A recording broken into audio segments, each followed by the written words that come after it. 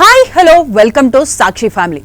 అమ్రేహాకు చెందిన ఇన్స్పెక్టర్ అశ్విని మాలిక్ కేవలం police officer మాత్రమే కాదు, సోషల్ మీడియా ఇన్ఫ్లుయెన్సర్గా మంచి గుర్తింపున్న వ్యక్తి. ఆయన తప్పిపోయిన వ్యక్తుల్ని వారి కుటుంబాలతో తిరిగి కలపడానికి సోషల్ మీడియా ప్లాట్ఫామ్ని ఎలా ఉపయోగించుకోవచ్చు అనే విషయంలో ఫేమస్.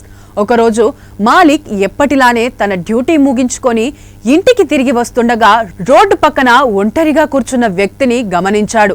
ఆ వ్యక్తి దిక్కుతోచని స్థితిలో అపరిశుభ్రంగా ఎలాంటి భావోద్వేగం లేనట్లుగా కనిపించాడు. వెంటనే అతన్ని తీసుకెళ్లి స్నానం చేయించి కొత్త బట్టలు తొడిగి ఆహారం పెట్టి అతడి వివరాలను కనుక్కున్నాడు. ఈ సందర్భంగా ఆ వ్యక్తిని మొహమ్మద్ సలీంగా గుర్తించారు. తరువాత ఈ వ్యక్తికి సంబంధించిన వీడియోని నెట్టింట షేర్ చేశాడు. ఈ వీడియోను ముంబైలోని సలీం మేనల్లుడు మహమ్మద్ గుఫ్రాన్ చూశాడు. వెంటనే తన 77 ఏళ్ల అమ్మమ్మ రసుమా భానోకు చూపించాడు. ఆమె వెంటనే ఆ వ్యక్తిని చాలా కాలం క్రితం తప్పిపోయిన తన కొడుకుగా గుర్తించింది. మొహమ్మద్ సలీం ఉత్తరప్రదేశ్లోని డియోరియా హరయ్య గ్రామంలో నివసించేవాడు. తన భార్య మరణంతో బాధల్లో ఇల్లు వదిలి వెళ్లిపోయాడు.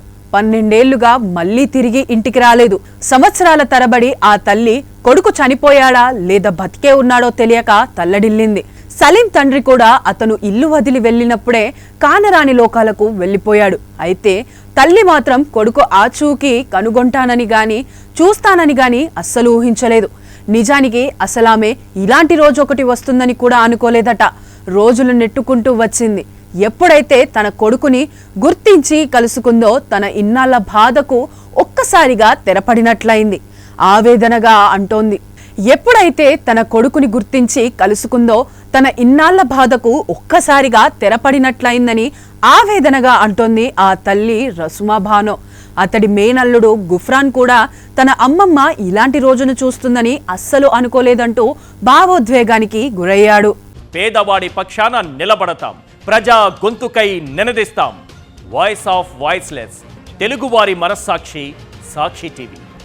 సాక్షి టీవీ ప్రసారాల కోసం మీ స్థానిక కేబుల్ ఆపరేటర్ను వెంటనే సంప్రదించండి.